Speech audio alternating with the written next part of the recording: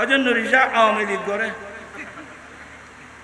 সদুনে সদুনে তাল তুললে তো কাজে বের বাপ রাজাকার আছিল কঠিন দুঃখ আছে করতেন নি বাইরে ওইকে গেলে কাজে রাজাকার আছিল ইকে গেলে কাজে নাই তো আওয়ামী লীগ আছিল এক ঠসাত করি গে বাইরে বুঝছো না দেশের অবস্থা কি আল্লাহ ছাড়া করলে তো মনের মধ্যে অনেক দুঃখ আছে মনের মধ্যে অনেক বেদনা আছে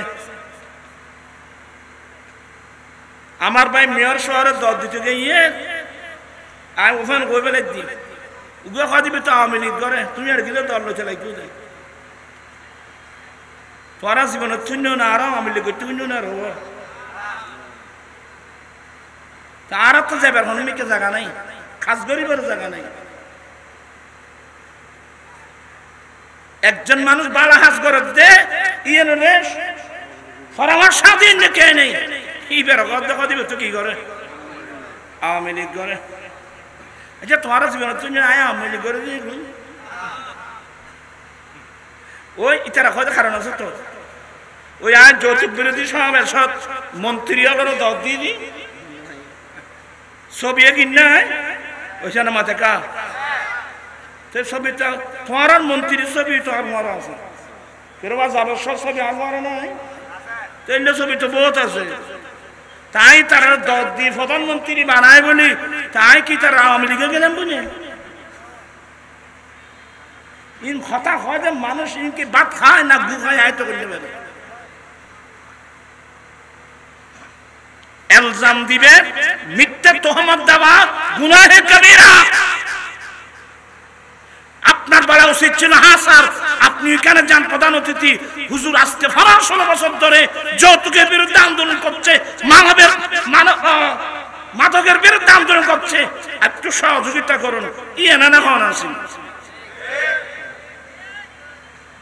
না হইনে নাই কোন নিবেন নাই কে এসে ওই 46 উঠবে কে ওইখানে মাথা কা 46 ছিল না 46 এই 46 এর একবারে মারি তেলি 100 রাখার নামাজ সব কানিতে বড় পূজারা ওই ইব্রাহিম আলাইহিস সালামরে অগ্নিকুণ্ডল মিতে ফেরা দিলেন নমরুদে ইতি 46 এর ফু গদি কত ফু দিয়ে দে থুরফু এর আগুন জ্বলিব না কত আগুন জ্বলতে হয় জানি আই দিন নমরুদের পক্ষে আসেন তো মান নইব না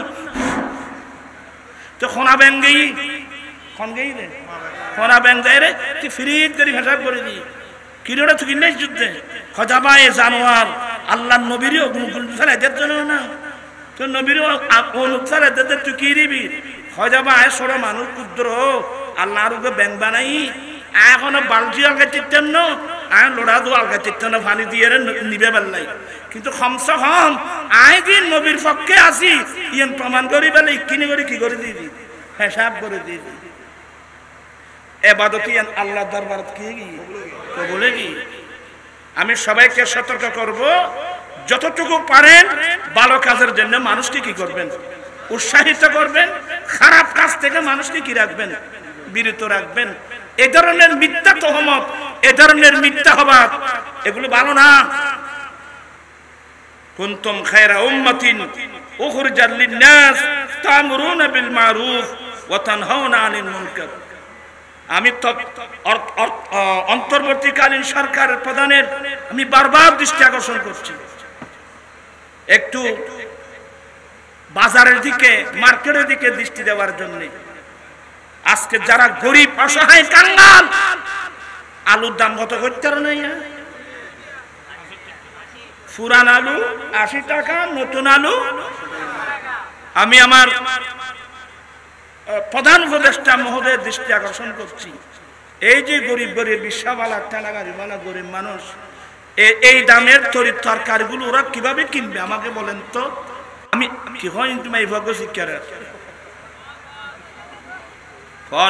ঠিক আছে আর বললে কি বলতে চাচ্ছিলাম আমি অন্তর্বর্তীকালীন যারা প্রধান আছেন আমি আপনাদের দৃষ্টি আকর্ষণ করছি একটু গরিবের দিকে দৃষ্টি দেন একটু মার্কেটের দিকে নিত্য প্রয়োজনীয় জিনিসের দামের দিকে একটু দৃষ্টি দেওয়ার জন্য আমি অনুরোধ জানাচ্ছি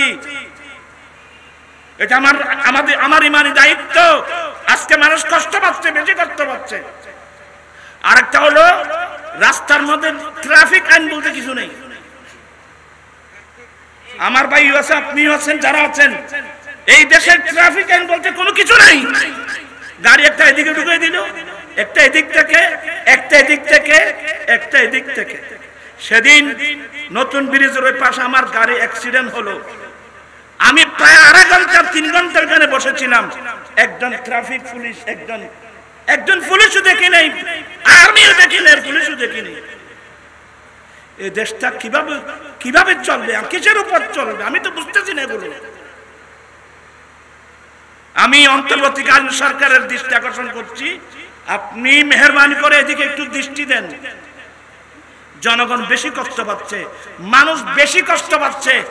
এই যে ছেলেরা কোটা আন্দোলন নিয়ে রাস্তায় নেমে গেল, আমি প্রধানমন্ত্রীকে বারবার বলছিলাম এই ছাত্রদের যৌক্তিক দাবিগুলো মেনে নেওয়া হোক। আমি বারবার বলছিলাম ওই ছাত্ররা যেভাবে রাস্তায় নেমে গেল, এখন দ্রব্য মূল্যের দাম যদি না কমে, সমস্ত মানুষ যদি একযোগে রাস্তায় নেমে যায়, আপনাদের কি অবস্থা হবে?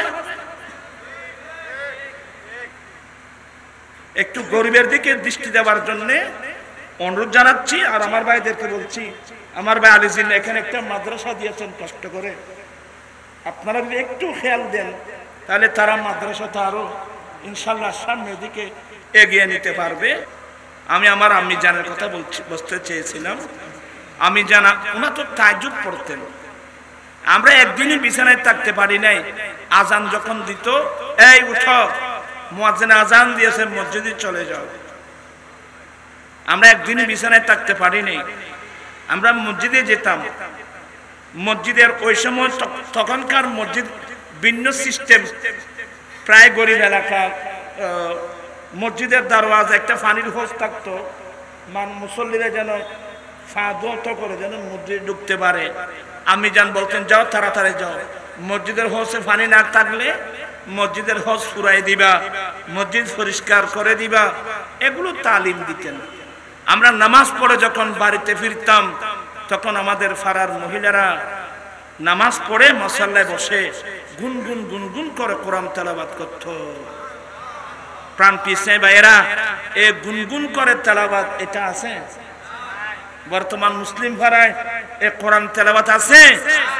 আমরা এত বড় নিমক হারাম, আল্লাহর কোরআনের তেলাওয়াতটা পর্যন্ত আমরা বন্ধ করে দিয়েছি।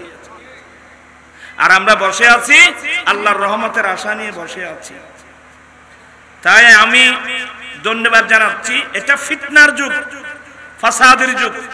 আমার নবী বলেন, মান তামাসসাকা বিসুন্নতি ইনদা ফাসাদি উম্মতি ফালাহু আজরু মিয়াত শাহীদ। উম্মত ফিতনা ফাসাদের যুগে যে উম্মত আমি নবীর একটা সুন্নত মজবুত করে ধরবে, আল্লাহ তাকে 100 শহীদের সওয়াব দান করবেন।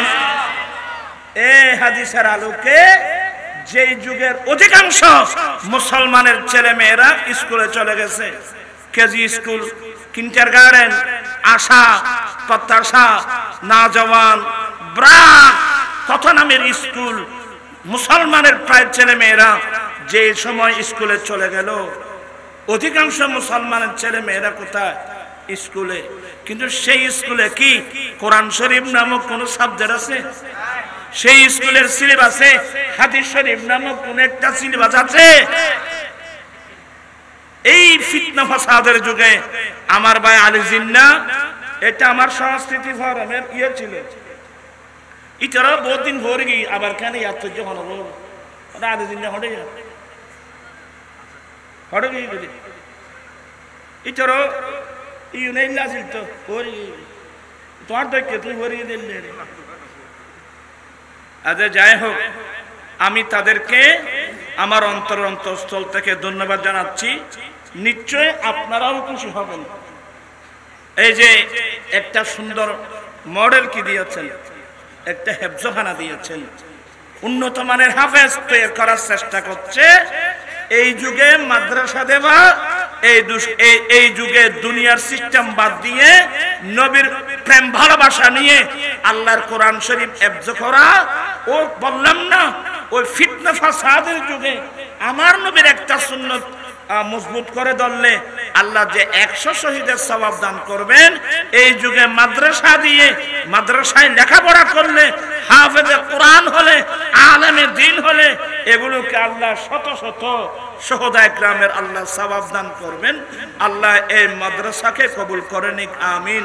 কারো বিরুদ্ধে কিছু বলতে জবানকে হেফাজত করবা, এগুলা রেকর্ড হচ্ছে, কিয়ামতের মাঠে এই কথাগুলো কি দিতে হবে, জবাবদিহি করতে হবে। আর কথা না বাড়িয়ে আমার বক্তব্য শেষ করলাম। ওয়া আখিরু দাওয়ানা আনিল হামদুলিল্লাহি রাব্বিল আলামিন। আসসালামু আলাইকুম ওয়া রাহমাতুল্লাহি ওয়া বারাকাতুহু। मैं तो बीमार नबी हूँ। MBN TV একটি ইসলামিক ইউটিউব চ্যানেল।